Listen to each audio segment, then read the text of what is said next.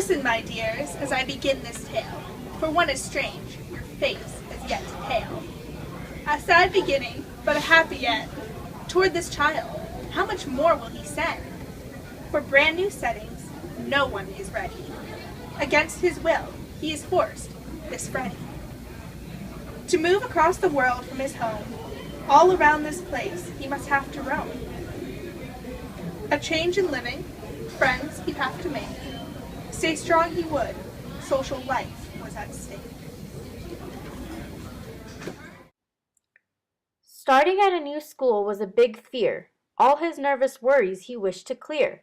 Excited, ready to start his new life, hopefully not engaging in a strife.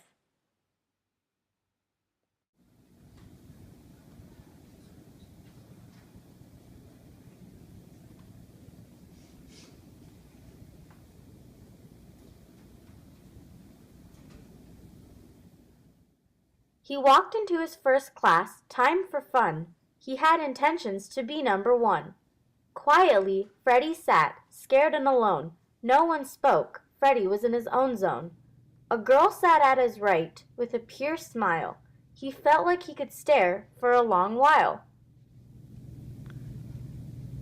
Her hair dark and silky, pinned in a braid. Freddy began to tremble. His mind had not been made. She looked over at him, the girl with chocolate brown eyes, but for some reason all Freddy felt was butterflies. He wanted to talk to her, but the words didn't come. Poor Freddy opened his mouth only to say, Hi, my name is Freddy. Embarrassed and red, the poor boy couldn't do anything but lower his head. Don't be scared. I promise I don't bite. But when Freddy looked up, his face was pale white. The bell sounded sharply at exactly 7:30. It saved Freddy from his failed attempts at being flirty.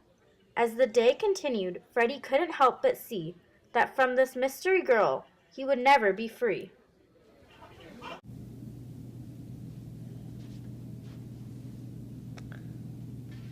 For when he entered every class, there sat the girl. Her presence was enough to make him want to hurl. Then at lunch he saw her again. This time she decided to talk to him. So, Freddy, let me take a guess. After lunch, you have gym? He was sweaty and scared, but slowly answered. Yes. Freddy, you need to get it together. You're a mess. As the days had moved along, Freddy slowly began to see less wrong. He started to build more confidence in him. Finding new friends, his life was not as dim. 'Twas Jacob that introduced him to most.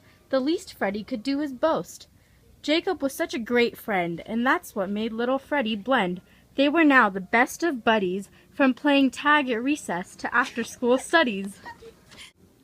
There were times that Freddy felt used, but he didn't mind because he knew others were amused. Popularity clearly started to become a concern, so Freddy decided to not discern. Poor Freddy was like Jacob's little gup puppy, following him around like a lost guppy. From carrying his books around school, Freddy slowly began to feel like a tool. While Jacob bossed him around, Freddy would obey and not make a sound. So Freddy chugged along all day and all night this way, but knowing that he would see the girl every day. Something to look forward to, something that gave him joy.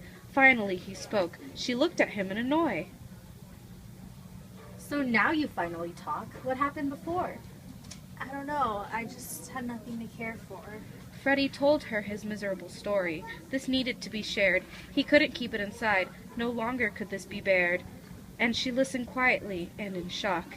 And in the end, she burst out in a laughing mock.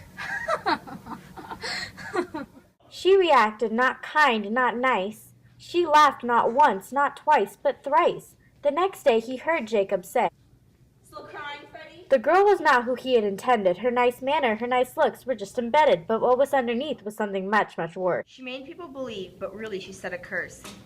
He had trusted her with his tale, but his attempt at this was yet another fail.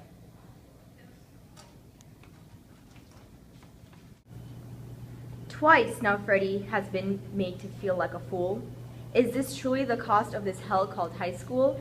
Devastation and oppression is what Freddy then suffered. He only wished for the truth to be uncovered. The truth, you may ask, what can that be? The answer is, appearances are often deceiving, you see, and you can consider a fellow like Freddie naive. But in time, wisdom is what his experiences will help him retrieve, and like a lightning strike, the epiphany struck, the realization that life without friends doesn't really suck. Freddie's lesson has been well learned. He now knows that expectations versus reality can be twisted and turned. What you see is not what you get, especially with people who can become a mate or a friend. Truth be told that Freddie has not a single friend, but like every good tale, Freddie's story has a happy end. Therefore, he learned to trust his heart rather than his eyes. And he now has friends that will last until the day he dies. Believe it or not, Freddie has shed a new skin, one that he can feel mighty comfortable in.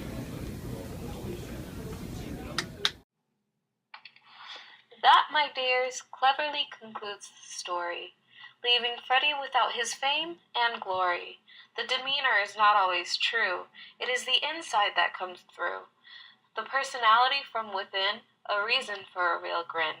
From Freddie, find out how to be careful, for soon to him you will be greater than grateful.